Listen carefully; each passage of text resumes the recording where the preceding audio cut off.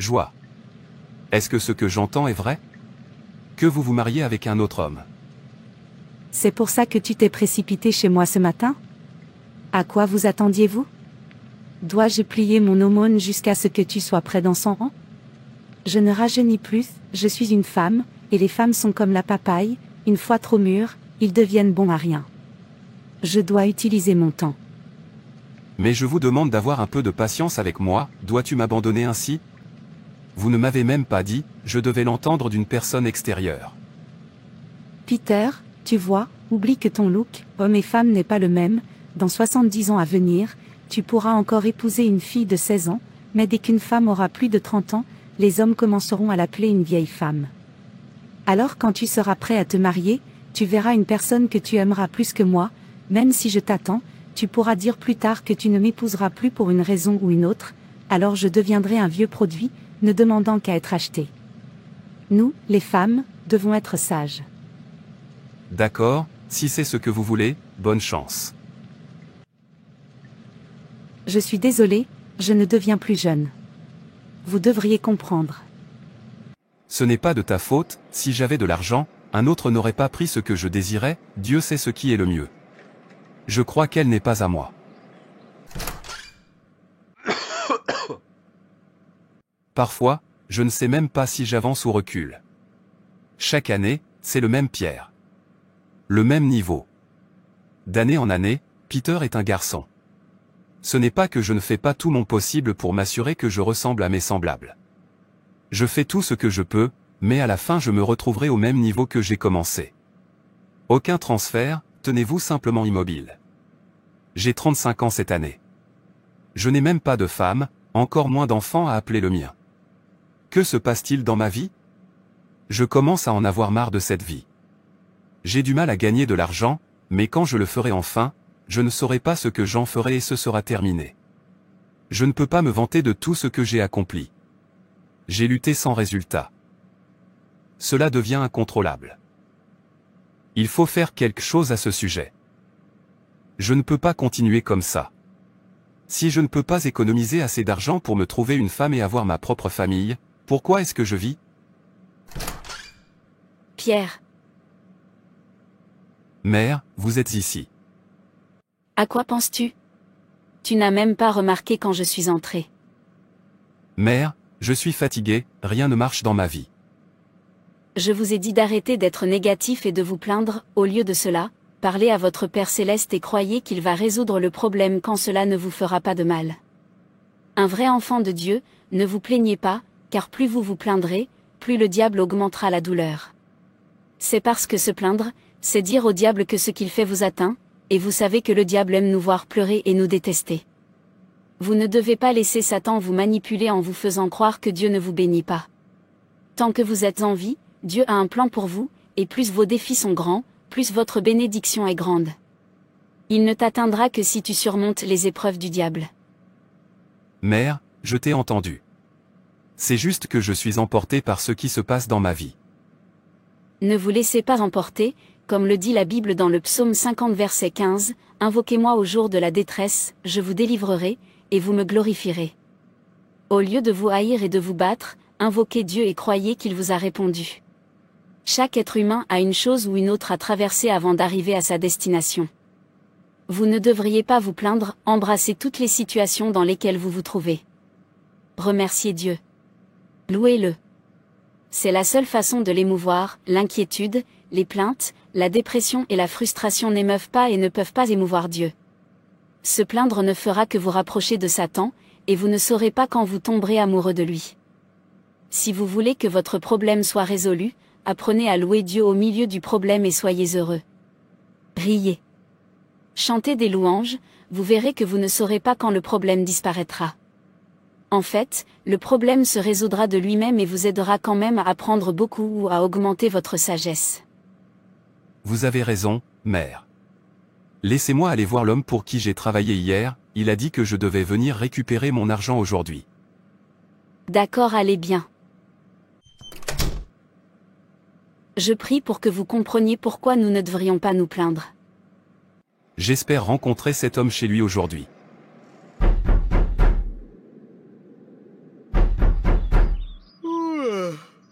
Il n'est pas dans le coin ou quoi? Qui frappe à ma porte comme ça? Qui est cette personne qui veut défoncer ma porte? Qu'est-ce qu'il y a, Peter? Tu veux casser ma porte? Je suis désolé si cela vous offense. Je suis venu chercher mon argent comme promis. Donc parce que je te dois de l'argent, c'est pourquoi tu veux détruire ma porte. Savez-vous combien ça coûte d'avoir une porte? J'ai dit, je suis désolé. Tu es désolé. Que voulez-vous? Le travail que j'ai fait pour toi, tu ne m'as pas payé, c'est pourquoi je suis ici, tu as dit que je devais venir aujourd'hui. Oui, je le dis, mais ça ne s'est pas passé comme je m'y attendais, tu dois revenir la semaine prochaine. Je n'aime pas ça. Ce n'est pas notre accord. Je ne veux pas me mettre en colère. J'ai travaillé si dur jusqu'à ce que j'ai fini le travail que tu m'as donné. Tu devrais me payer. Mettez-vous en colère si vous voulez vous mettre en colère, je n'ai pas d'argent et je ne me tuerai pas parce que je te dois. J'ai dit, reviens, ou fais ce que tu veux faire. Regarde la façon dont tu me parles, même si vous n'avez pas d'argent, ne pouvez-vous pas parler poliment? Ai-je fait quelque chose de mal en travaillant pour vous? Je devrais être poli car vous êtes qui, président ou gouverneur? Veuillez partir et revenir la semaine prochaine, rester ici est une perte de temps. Je peux voir que tu es un fauteur de troubles, mais ne t'inquiète pas, je vais te vaincre. Non, tu aurais dû rester, parce que je te dois, je n'entendrai plus pour toi. Si tu parles trop à ton retour la semaine prochaine, je retarderai ton paiement jusqu'à ce que tu me montres ce que tu sais faire. Vous voulez vous mettre en colère. Mettez-vous en colère. Laissez-moi le réparer pour vous.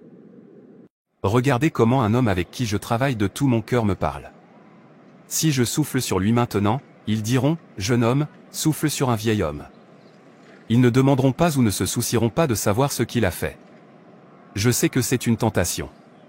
Je ne sais pas pourquoi je dois faire face à ce genre de tentation après que ma mère ait dit, je me plains.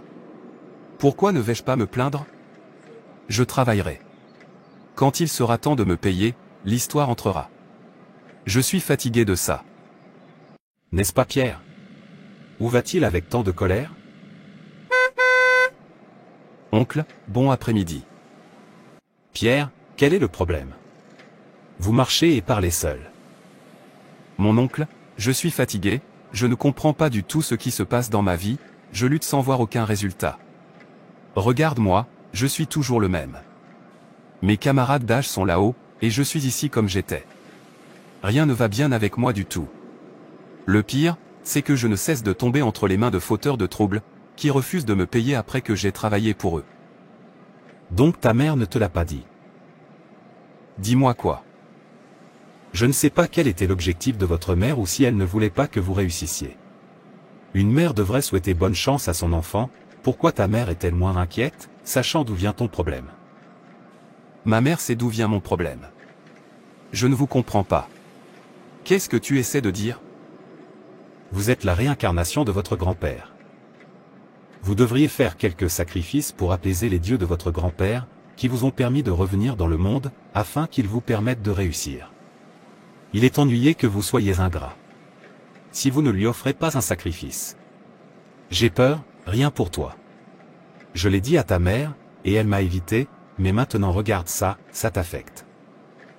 Vous voulez dire que je dois accomplir un sacrifice au dieu de mon arrière-grand-père avant d'être libéré? C'est ça. Si vous ne le faites pas, ils ne vous permettront pas d'exceller. Mais je suis un enfant de Dieu. Il n'est pas bon que je sacrifie au Dieu de mon grand-père, c'est-à-dire servir 2 maîtres à la fois. Oublie ça, c'est quelque chose que vous devez faire, c'est-à-dire si vous voulez que votre situation change. Sauf que tu aimes la façon dont tu es. Non, à Dieu ne plaise. Utilisez ensuite votre langue pour compter vos dents. Même votre Bible dit, donnez au cesseur ce qui appartient au cesseur et à Dieu ce qui appartient à Dieu. Le christianisme n'a rien à voir avec cela. Une fois que vous avez terminé le sacrifice, vous continuez avec votre église. Personne ne vous dérangera ou même ne le saura. Beaucoup de gens le font et vous ne le saurez pas, y compris les pasteurs. Quand ils auront fini de le faire en secret, ils viendront vous dire de ne pas le faire. Qu'est-ce qui vous fait penser que les choses vont bien avec eux? Pourquoi ne sont-ils pas comme vous? Vous êtes-vous posé cette question? La réponse est qu'ils sont plus intelligents que vous. Alors ouvrez les yeux. Je vais à la maison. Alors ma mère savait tout ça et m'a permis de souffrir tout ce temps, pas étonnant que je sois comme ça. Mère. Vous êtes de retour, bienvenue. Donc vous savez d'où vient mon problème et refusez de me le dire. Pierre, qu'est-ce que tu veux dire? J'ai rencontré un de mes oncles, et il m'a dit que j'étais la réincarnation de mon grand-père. Que les dieux sont fâchés que je sois ingrat, et c'est pourquoi je suis ainsi. Il a dit que je devais accomplir quelques sacrifices pour apaiser les dieux afin qu'ils me laissent réussir. Pierre, pourquoi veux-tu laisser le diable te tromper? Il n'y a rien comme la réincarnation, c'est-à-dire que le diable ment en utilisant un mauvais esprit pour aveugler les gens. La Bible dit dans Hébreux 9 verset 27. Et tout comme il est réservé à l'homme de mourir une seule fois, et après cela, le jugement. Et Matthieu 25 verset 46 dit, et ils iront au châtiment éternel, mais les justes iront à la vie éternelle. Si vous acceptez Jésus-Christ comme votre Seigneur et Sauveur, vous vivrez au paradis pour toujours. Si vous n'acceptez pas Christ, vous irez en enfer, et vous y serez pour toujours, pas de réincarnation. Jean 11 verset 25. Jésus lui dit, je suis la résurrection et la vie. Celui qui croit en moi vivra, même s'il meurt. Jésus-Christ est le seul chemin vers le ciel. Soit vous acceptez Jésus et vivez, soit vous ne l'acceptez pas et en subissez les conséquences douloureuses. Également. Vous avez été créé à l'image de Dieu. Et vous appartenez à Dieu seul, vous n'appartenez à aucune idole ou Dieu. Vous leur devez sans sacrifice, aller vers eux signifie nier Dieu comme votre Père, cela signifie que vous avez suivi Satan et abandonné Dieu. Il n'y a pas d'autre Dieu qui ait pouvoir sur vous que le Dieu qui a créé le ciel et la terre. 1 Timothée 2 verset 5. Car il y a un seul Dieu, et il y a un seul médiateur entre Dieu et les hommes, l'homme Christ Jésus. Vous ne devez à aucun corps, ni à aucun Dieu aucun sacrifice, Jésus a tout payé. Jésus-Christ est venu pour une seule raison, devenir le sacrifice final et complet pour nos péchés. Quand il est mort sur la croix, tous nos péchés lui ont été transférés et il est mort à notre place. Aucun autre sacrifice n'est nécessaire, car Christ a donné sa vie pour nous. Lorsque nous plaçons notre foi et notre confiance en lui, la Bible dit, nous avons été sanctifiés par le sacrifice du corps de Jésus-Christ une fois pour toutes. Hébreux 10 verset 10. Il est la propitiation pour nos péchés, et pas seulement pour les nôtres mais aussi pour les péchés du monde entier. 1 Jean, verset 2. Faire un autre sacrifice pour le péché est un péché, cela signifie que vous avez négligé le sacrifice de Jésus-Christ. Aller à une idole pour accomplir un sacrifice, pour quelque raison que ce soit, santé, finances ou problème d'enfant, est un péché, et si vous mourrez en le faisant, vous irez en enfer. En fait, c'est servir deux maîtres à la fois, et vous savez que Dieu est un Dieu jaloux, il n'acceptera pas quelqu'un qui le sert et d'autres dieux.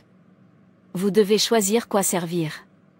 Soit vous servez Dieu et mettez toute votre confiance en lui, soit vous suivez ce que vous voulez servir, mais dire que vous servez Dieu et le diable n'est pas acceptable. Pas de problème, mère, je connais la vérité. Oublie ce que j'ai dit. J'ai faim, s'il te plaît laisse-moi manger quelque chose. Bon, je vais te chercher quelque chose à manger.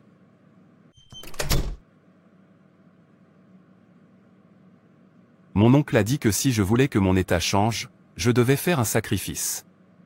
Je pense que je sais quoi faire, j'en ai marre d'être comme ça. Il a raison, je peux le faire et après cela je continuerai à adorer Dieu, personne ne le saura. Ce qu'il a dit est vrai, je sais moi-même que c'est vrai. J'ai beaucoup souffert. Combien de temps vais-je continuer à avoir la foi? Jusqu'à quand? Abeg. J'ai besoin de faire quelque chose. C'est ce que font beaucoup de gens. Pierre, où vas-tu? Mère, j'arrive, laissez-moi voir un ami. D'accord, sois juste prudent. J'ai besoin d'être libre. Oncle. Oncle. Oh Pierre, tu es là. Oui, mon oncle, je suis venu pour que tu m'emmènes à un endroit où je devais accomplir un sacrifice. D'accord, je pensais que tu ne t'aimais pas. En fait, je suis fatigué. Laisse-nous partir. Une fois que vous aurez fait le sacrifice, vous verrez que votre vie ne restera pas la même. Merci beaucoup, mon oncle, laisse-moi au moins être comme mes semblables. C'est ici. L'embout buccal est à l'intérieur, va à sa rencontre pour qu'il te dise quoi faire. D'accord. Et écoutez, faites tout ce que le porte-parole des dieux vous demande de faire, lui seul peut résoudre votre problème. Je ferai ce que vous dites, mon oncle. Merci de m'aider. Très bon. Enfin, tu es tombé dans mon piège. Comment oses-tu venir si loin et essayer de briller au-dessus de moi? Cela n'arrivera pas, personne ne réussira dans cette famille sauf moi. Ta mère pense qu'elle peut échapper à mon mal avec le sauveur vers lequel elle court, mais elle a fait une erreur parce que je t'ai capturé, et je ferai en sorte que tu sois totalement détruit puisque tu refuses de mourir malgré tout ce que j'ai fait. Maintenant que vous avez tourné le dos à votre sauveur, dites au revoir. Bonjour, bonjour. Que voulez-vous? Je suis venu faire un sacrifice pour apaiser les dieux de mon grand-père, afin qu'ils me permettent de réussir.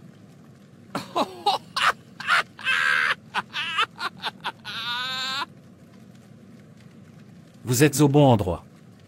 Vous avez cet objet à apporter, après cela, vous viendrez prendre un bain spirituel tous les 4 jours. Vous voulez dire qu'après avoir apporté les 7 objets, je viendrai toujours tous les 4 jours? Vous ne devez pas l'oublier, les dieux ont besoin de toi pour renouveler le sacrifice. Voulez-vous continuer ou non? Le choix t'appartient. Je pensais que ce serait juste une fois. Qu'est-ce que je fais maintenant? Dois-je revenir en arrière? Non, j'ai fait beaucoup de chemin, il n'y a pas de retour en arrière. J'ai besoin que ma condition change, laissez-moi faire, après tout, il s'agit juste d'apporter les articles tous les 4 jours. Cela ne m'empêche pas d'adorer Dieu ou d'être chrétien, d'ailleurs, personne ne le saura. Bon, je veux continuer. Allez apporter cette noix de cola, 7 coqs blancs, 2 boucs, 2 chèvres, 4 lézards, un gallon d'huile rouge, 7 morceaux de piment alligator. Ajoutez ensuite $500. Soyez rapide à ce sujet. Pas de problème, je vais essayer de l'apporter avant 2 jours. Vous pouvez maintenant partir. Merci, le sage.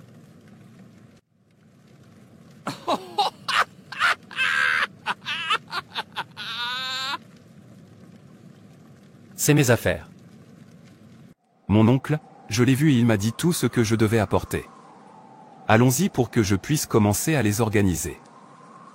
D'accord, continuez pour que vous puissiez apporter tous ces articles à temps. Permettez-moi de le remercier et assurez-vous qu'il fera du bon travail pour vous. Merci beaucoup, mon oncle, je ne sais pas ce que j'aurais fait sans vous. Bien sûr, le fils de mon frère est aussi mon fils. Très bien mon oncle, laissez-moi partir. Non-sens. Le seul oracle que je connaisse. Enfin, vous lui avez apporté.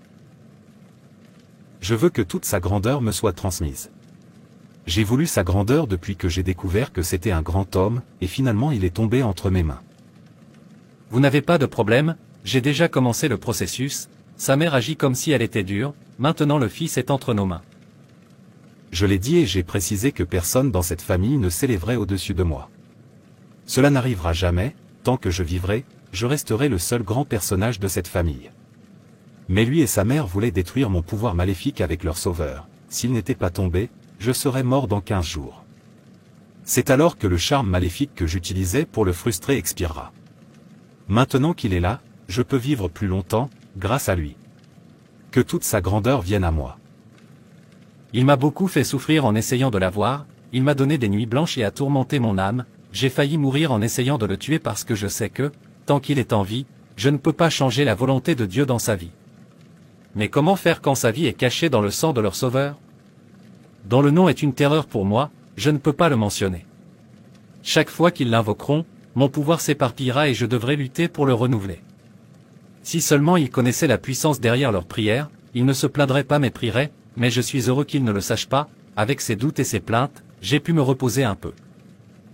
C'est bon, maintenant vous êtes libre de lui faire tout ce que vous voulez, il est maintenant vide, il a rejeté son sauveur et s'est précipité dans les ténèbres, vous n'avez donc plus besoin de pleurer, essuyez vos larmes et souriez. Vous avez raison, ne pleurez plus, ce sont des larmes qu'il a fini par tomber dans mon piège. vous ne savez pas pourquoi je lui demande de venir tous les 4 jours? C'est parce que je veux m'assurer qu'il ne s'échappe jamais. C'est pourquoi tu es le seul en qui je peux avoir confiance.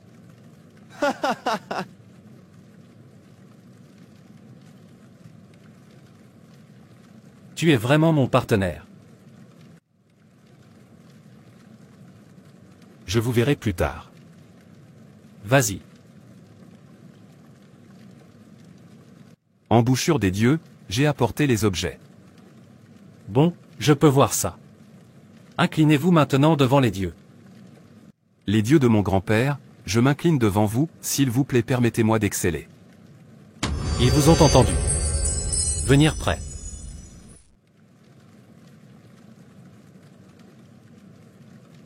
Tu es propre. Merci, homme sage. Rappelez-vous, tous les 4 jours, vous devriez être ici pour renouveler le sacrifice. Je vais. Maintenant, je suis libre de tous ces revers, il n'y a rien là-bas, l'homme doit survivre. Dans ce monde, l'homme doit être sage ou rester rien. Oncle, je l'ai fait. Très bon. Vous verrez que tout ce qui vous concerne changera à partir de maintenant. Je suis si heureux, maintenant je suis libre.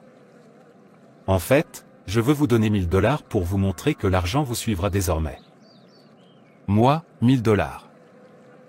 Je suis tellement reconnaissant. Je suis content de t'avoir écouté. Ce n'est que le début, rentrez chez vous et attendez que d'autres arrivent. D'accord, mon oncle. Bienvenue dans l'obscurité, continuez à vivre dans l'ombre. J'ai pris la bonne décision, j'ai commencé à toucher de l'argent. Waouh, j'aurais dû le faire plus tôt. Je me sens bien. Frère Peter, vous ne venez pas à l'activité de l'église aujourd'hui. Bien sûr, je serai là, vous savez que l'église ou quoi que ce soit concernant Dieu ne me manque pas. J'aime tellement Dieu. Bien sûr, je sais, je vais y aller maintenant, peut-être que tu viendras plus tard. Pas de problème, je serai bientôt là. Nous vous entendons, pasteur, continue. Oui, la solution à votre problème est entre les mains de Dieu, il est le seul qui ait le pouvoir de vous délivrer, aucun autre Dieu n'a ce pouvoir. Chaque fois que vous êtes en difficulté, cherchez sa face. Arrêtez de chercher des solutions ailleurs. Chaque fois que vous avez besoin d'aide, allez à Jésus, il est le meilleur ami à avoir. Il est le seul qui puisse intercéder en votre faveur, faites de Jésus votre ami aujourd'hui. Il vous écoute. Il tient à vous. Il vous aime. Il est mort pour toi. Allez le voir chaque fois que vous avez des problèmes. Aller dans un sanctuaire ou rencontrer un humain sera décevant. Peu importe les collines auxquelles vous faites face dans la vie, vous pouvez toujours compter sur Jésus pour être à vos côtés, vous guidant tout au long du chemin. Il ne vous abandonnera jamais, ne vous laissera pas seul ou ne vous laissera pas mener vos batailles par vous-même. Au lieu de cela, Jésus est un véritable ami qui vous encouragera, vous élèvera et vous aidera à travers les bons et les mauvais moments de nos vies. Lorsque vous construisez une relation avec Jésus, vous ressentirez un sentiment de confort dans votre vie de tous les jours parce que vous saurez qu'il marche à vos côtés. Oh non. J'ai presque oublié le sacrifice. À qui vous adressez-vous pour obtenir de l'aide lorsque vous êtes en difficulté? De qui craignez-vous, l'homme, le sanctuaire ou le Dieu de l'univers? Quelle voix écoutez-vous, la voix humaine ou la voix de Dieu? Qui imitez-vous, Jésus ou un homme? À qui obéissez-vous, la voix de Dieu ou la voix de Satan? Rappelez-vous, l'éternité n'a pas de fin. Soyez un enfant de Dieu qui ne craint que Dieu et imite Jésus, lui faisant confiance de tout votre cœur. Arrêtez de jouer avec votre âme, l'éternité est trop proche, il n'y a pas de deuxième chance.